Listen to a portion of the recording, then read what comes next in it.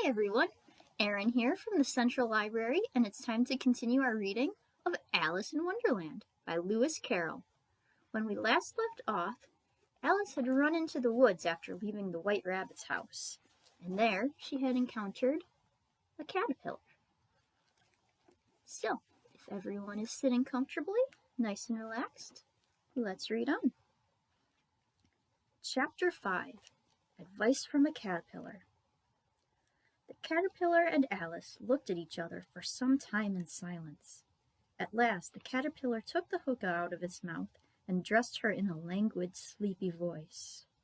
"Who are you?" said the caterpillar. This was not an encouraging opening for a conversation. Alice replied, rather shyly, I hardly know, sir, just at present.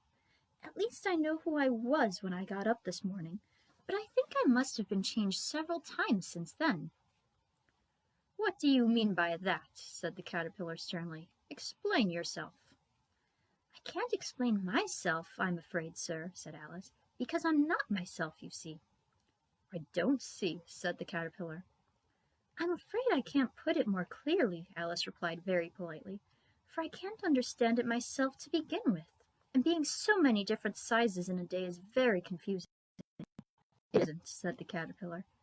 "Well, perhaps you haven't found it so yet," said Alice, "but when you have to turn into a chrysalis, you will some day, you know, and then after that into a butterfly, I should think you'll feel it a little bit queer, won't you?" "Not a bit," said the caterpillar. "Well, your feelings may be different," said Alice. "All I know is it would feel very queer to me." "You," said the caterpillar contemptuously. "Who are you?" Which brought them back again to the beginning of the conversation. Alice felt a little irritated at the caterpillar's making such very short remarks, and she drew herself up and said very gravely, "I think you ought to tell me who you are first." "Why?" said the caterpillar. Here was another puzzling question, and, as Alice could not think of any good reason, and as the caterpillar seemed to be in a very unpleasant state of mind, she turned away. "Come back," the caterpillar called after her. "I've something important to say." This sounded promising, certainly. Alice turned and came back. "Keep your temper," said the caterpillar. "Is that all?" said Alice, swallowing down her anger as well as she could. "No," said the caterpillar. Alice thought she might as well wait, as she had nothing else to do, and perhaps after all it might tell her something worth hearing. For some minutes it puffed away without speaking, but at last it unfolded its arms, took the hookah out of its mouth again, and said, "So you think you're changed, do you?" "I'm afraid I am, sir," said Alice. "I can't remember things as I used, and I don't keep the same size for 10 minutes together." "Can't remember what things?" said the caterpillar. "Well, I've tried to say, 'How doth the little busy bee,' but it all came different," Alice replied, in a very melancholy voice. "Repeat, 'You are old, Father William,'" said the caterpillar. Alice folded her hands and began. "You are old, Father William," the young man said, "and your hair has become very white, and yet you incessantly stand on your head. Do you think at your age it is right?" "In my youth," Father William replied to his son, "I feared it might injure the brain, but now that I'm perfectly sure I have none, why, I do it again and again." "You are old," said the youth, "as I mentioned before, and have grown most uncommonly fat. Yet you turned a back somersault in at the door. Pray, what is the reason of that?" "In my youth," said the sage, as he shook his grey locks, "I kept all my limbs very supple. By the use of this ointment, when shilling a box, allow me to sell you a couple." "You are old," said the youth, "and your jaws are too weak for anything tougher than suet. Yet you finished the goose with the bones in the beak. Pray, how did you manage to do it?" "In my youth," said his father, "I took to the law, and argued each case with my wife, and the muscular strength which it gave to my jaw has lasted the rest of my life." "You are old," said the youth. "One would hardly suppose that your eye was as steady as ever, yet you balanced an eel on the end of your nose. What made you so awfully clever?" "I have answered 3 questions, and that is enough," said his father. "Don't give yourself airs. Do you think I can listen all day to such stuff? Be off, or I'll kick you downstairs." That is not said right, said the caterpillar. Not quite right, I'm afraid, said Alice timidly. Some of the words have got altered. It is wrong from beginning to end, said the caterpillar decidedly, and there was silence for some minutes. The caterpillar was the first to speak. What size do you want to be? It asked. Oh, I'm not particular as to size, Alice hastily replied. Only one doesn't like changing so often, you know. I don't know, said the caterpillar. Alice said nothing. She had never been so much contradicted in all her life before, and she felt that she was losing her temper. Are you content now? Said the caterpillar. Well, I should like to be a little larger, sir, if you wouldn't mind, said Alice. 3 inches is such a wretched height to be. It is a very good height indeed, said the caterpillar angrily, rearing itself upright as it spoke. It was exactly 3 inches high. But I'm not used to it, pleaded poor Alice in a piteous tone, and she thought to herself, I wish the creatures wouldn't be so easily offended.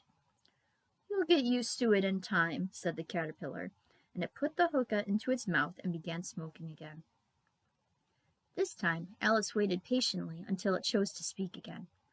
In a minute or two the caterpillar took the hookah out of its mouth and yawned once or twice and shook itself.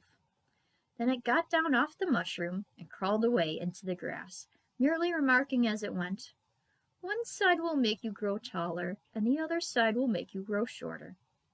One side of what? The other side of what? Thought Alice to herself. Of the mushroom, said the caterpillar, just as if she had asked it aloud, and in another moment it was out of sight. Alice remained looking thoughtfully at the mushroom for a minute, trying to make out which were the 2 sides of it, and as it was perfectly round, she found this a very difficult question. However, at last she stretched her arms round it as far as they would go, and broke off a bit of the edge with each hand. And now which is which, she said to herself, and nibbled a little on the right-hand bit to try the effect. The next moment she felt a violent blow underneath her chin. It had struck her foot. She was a good deal frightened by this sudden change, but she felt that there was no time to be lost, as she was shrinking rapidly, so she set to work at once to eat some of the other bit. Her chin was pressed so closely against her foot that there was hardly room to open her mouth, but she did it at last, and managed to swallow a morsel of the left-hand bit. Come, my head's free at last, said Alice in a tone of delight, which changed into alarm in another moment, when she found that her shoulders were nowhere to be found. All she could see, when she looked down, was an immense length of neck, which seemed to rise like a stalk out of a sea of green leaves that lay far below her. What can all that green stuff be? Said Alice, and where have my shoulders got to? And oh, my poor hands! How is it I can't see you? She was moving them about as she spoke, but no result seemed to follow, except a little shaking among the distant green leaves. As there seemed to be no chance of getting her hands up to her head, she tried to get her head down to them, and was delighted to find that her neck would bend about easily in any direction, like a serpent. She had just succeeded in curving it down into a graceful zigzag, and was going to dive in among the leaves, which she found to be nothing but the tops of the trees under which she had been wandering, when a sharp hiss made her draw back in a hurry. A large pigeon had flown into her face, and was beating her violently with its wings. "Serpent!" screamed the pigeon. "I'm not a serpent," said Alice indignantly. "Let me alone." "Serpent, I say again," repeated the pigeon, but in a more subdued tone, and added with a kind of sob, "I've tried every way, and nothing seems to suit them." "I haven't the least idea what you're talking about," said Alice. "I've tried the roots of trees, and I've tried banks, and I've tried hedges," the pigeon went on, without attending to her. "But those serpents, there's no pleasing them." Alice was more and more puzzled, but she thought there was no use in saying anything more till the pigeon had finished. "As if it wasn't enough trouble hatching the eggs," said the pigeon, "but I must be on the lookout for serpents night and day. Why, I haven't had a wink of sleep these 3 weeks." "I'm very sorry you've been annoyed," said Alice, who was beginning to see its meaning. "And just as I'd taken the highest tree in the wood," continued the pigeon, raising its voice to a shriek, "and just as I was thinking I should be free of them at last, they must needs come wriggling down from the sky. Ugh, serpent!" "But I'm not a serpent, I tell you," said Alice. I'm a... What are you?" said the pigeon. "I can see you're trying to invent something." I'm a little girl," said Alice, rather doubtfully, as she remembered the number of changes she had gone through that day. "A likely story, indeed," said the pigeon in a tone of the deepest contempt. "I've seen a good many little girls in my time, but never one with such a neck as that. No, no, you're a serpent, and there's no use denying it. I suppose you'll be telling me next that you never tasted an egg." "I have tasted eggs, certainly," said Alice, who was a very truthful child.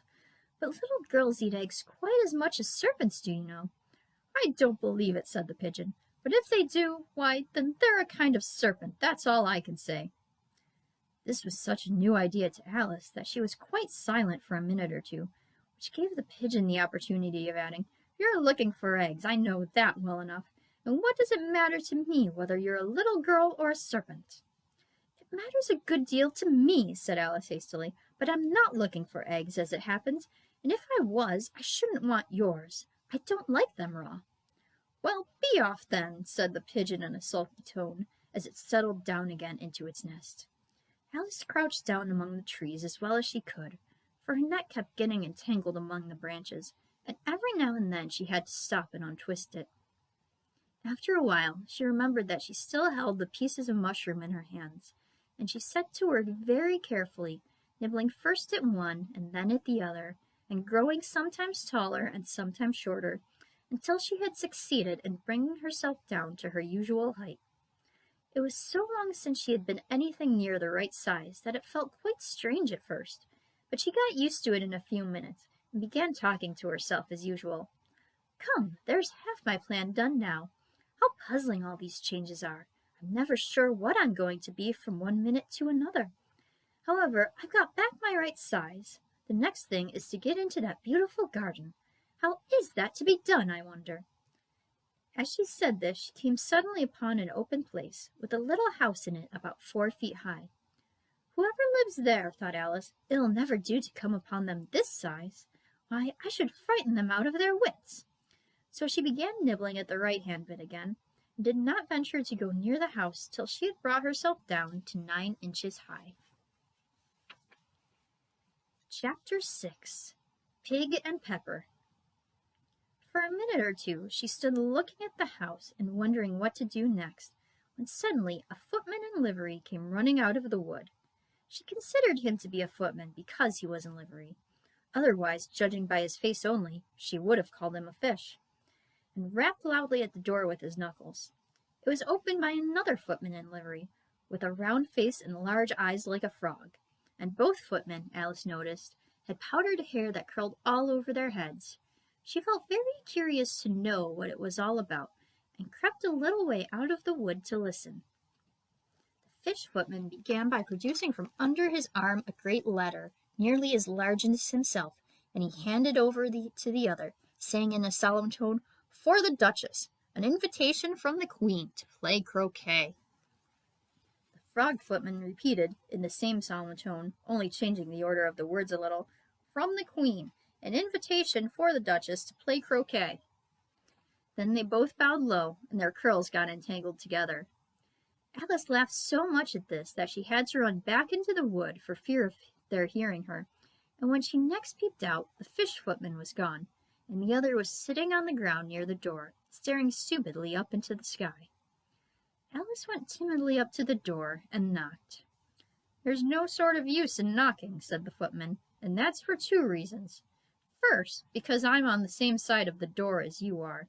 Secondly, because they're making such noise inside, no one could possibly hear you." And certainly there was a most extraordinary noise going on within, a constant howling and sneezing, and every now and then a great crash, as if a dish or kettle had been broken to pieces. "Please, then," said Alice, "how am I to get in?" "There might be some sense in your knocking," the footman went on without attending to her, "if we had the door between us. For instance, if you were inside you might knock, and I could let you out, you know." He was looking up into the sky all the time he was speaking, and this Alice thought decidedly uncivil. "But perhaps he can't help it," she said to herself. "His eyes are so very nearly at the top of his head. But at any rate he might answer questions. How am I to get in?" she repeated aloud. "I shall sit here," the footman remarked, "till tomorrow." At this moment the door of the house opened, and a large plate came skimming out, straight at the footman's head. It just grazed his nose, and broke to pieces against one of the trees behind him. "Or next day, maybe," the footman continued in the same tone, exactly as if nothing had happened. "How am I to get in?" Alice asked again, in a louder tone. "Are you to get in at all?" said the footman. "That's the first question, you know." It was, no doubt, only Alice did not like to be told so. "It's really dreadful," she muttered to herself, "the way all the creatures argue. It's enough to drive one crazy." The footman seemed to think this a good opportunity for repeating his remark, with variations. "I shall sit here," he said, "on and off, for days and days." "But what am I to do?" said Alice. "Anything you like," said the footman, and began whistling. "Oh, there's no use in talking to him," said Alice desperately. "He's perfectly idiotic." And she opened the door and went in. The door led right into a large kitchen, which was full of smoke from one end to the other. The Duchess was sitting on a three-legged stool in the middle, nursing a baby. The cook was leaning over the fire, stirring a large cauldron, which seemed to be full of soup. "There's certainly too much pepper in that soup," Alice said to herself, as well as she could, for sneezing. There was certainly too much of it in the air. Even the Duchess sneezed occasionally. And as for the baby, it was sneezing and howling alternately, without a moment's pause. The only two creatures in the kitchen that did not sneeze were the cook and a large cat which was sitting on the hearth and grinning from ear to ear. "Please, would you tell me," said Alice, a little timidly, for she was not quite sure whether it was good manners for her to speak first, "why your cat grins like that?" "It's a Cheshire cat," said the Duchess, "and that's why." "Pig!" She said the last word with such sudden violence that Alice quite jumped. But she saw in another moment that it was addressed to the baby, and not to her, so she took courage and went on again. "I didn't know that Cheshire cats always grinned. In fact, I didn't know that cats could grin." "They all can," said the Duchess, "and most of 'em do." "I don't know of any that do," Alice said very politely, feeling quite pleased to have got into a conversation. "You don't know much," said the Duchess, "and that's a fact." Alice did not at all like the tone of this remark, and thought it would be as well to introduce some other subject of conversation. While she was trying to fix on one, the cook took the cauldron of soup off the fire and at once set to work throwing everything within her reach at the Duchess and the baby. The fire irons came first, then a shower of saucepans, plates, and dishes. The Duchess took no notice of them, even when they hit her. The baby was howling so much already that it was quite impossible to say whether the blows hurt it or not. "Oh, please mind what you are doing," cried Alice, jumping up and down in an agony of terror. "Oh, there goes his precious nose," as an unusually large saucepan flew close by it and very nearly carried it off. "If everybody minded their own business," said the Duchess in a hoarse growl, "the world would go round a deal faster than it does." "Which would not be an advantage," said Alice, who felt very glad to get an opportunity of showing off a little of her knowledge. "Just think what work it would make with the day and night. You see, the earth takes 24 hours to turn around on its axis." "Talking of axes," said the Duchess, "chop off her head." Alice glanced rather anxiously at the cook to see if she meant to take the hint, but the cook was busily stirring the soup and seemed not to be listening, so she went on again. 24 hours, I think. Or is it 12? Oh, don't bother me," said the Duchess. "I never could abide figures." And with that she began nursing her child again, singing a sort of lullaby to it as she did so, and giving it a violent shake at the end of every line. "Speak roughly to your little boy, and beat him when he sneezes. He only does it to annoy, because he knows it teases." Chorus, in which the cook and baby joined. "Wow, wow, wow." While the Duchess sang the second verse of the song, she kept tossing the baby violently up and down, and the poor little thing howled so that Alice could hardly hear the words. "I speak severely to my boy, I beat him when he sneezes, for he can thoroughly enjoy the pepper when he pleases." Chorus. Wow, wow, wow. "Here, you may nurse it a bit if you like," said the Duchess to Alice, flinging the baby at her as she spoke. "I must go and get ready to play croquet with the Queen." and she hurried out of the room. The cook threw a frying pan after her as she went, but it just missed her. Alice caught the baby with some difficulty, as it was a queer-shaped little creature, and held out its arms and legs in all directions. Just like a starfish, thought Alice. The poor little thing was snorting like a steam engine when she caught it, and kept doubling itself up and straightening itself out again, so that altogether, for the first minute or two, it was as much as she could do to hold it. As soon as she had made out the proper way of nursing it, which was to twist it up into a sort of knot, and then keep hold of its right ear and left foot so as to prevent it from undoing itself, she carried it out into the open air. If I don't take this child away with me, thought Alice, they're sure to kill it in a day or two. Wouldn't it be murder to leave it behind? She said the last words out loud, and the little thing grunted in reply. It had left off sneezing by this time. Don't grunt, Alice said. That's not at all a proper way of expressing yourself. The baby grunted again, and Alice looked very anxiously into its face to see what was the matter with it. There could be no doubt that it had a very turned-up nose, much more like a snout than a real nose.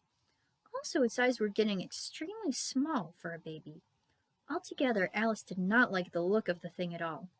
But perhaps it was only sobbing, she thought, and looked into its eyes again to see if there were any tears. No, there were no tears. If you're going to turn into a pig, my dear, said Alice seriously, I'll have nothing more to do with you. Mind now. The poor little thing sobbed again, or grunted, it was impossible to say which, and they went on for some while in silence.